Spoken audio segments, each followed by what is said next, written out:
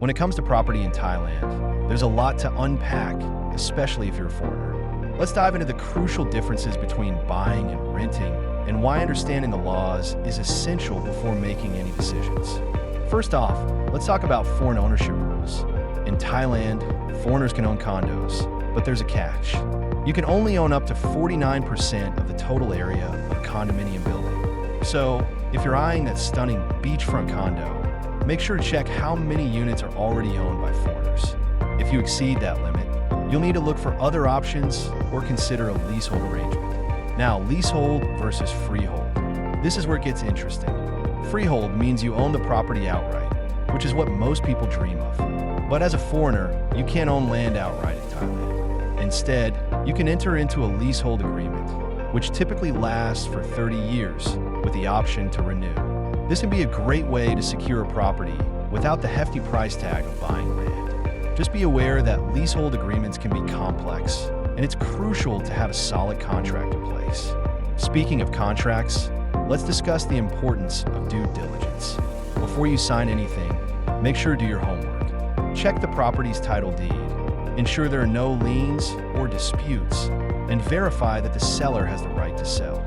It's wise to hire a local lawyer who specializes in property law to guide you through the process.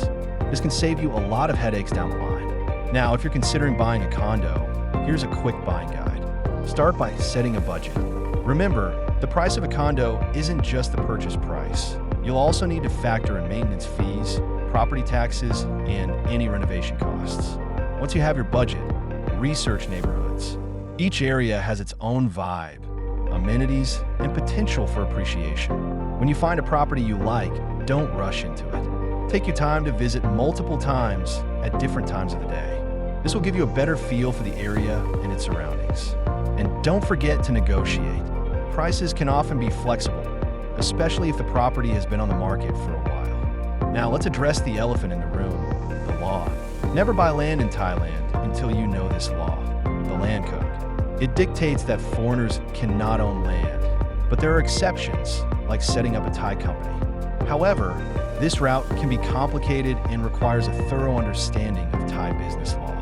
If you're not ready to dive into that, stick to condos or leasehold properties.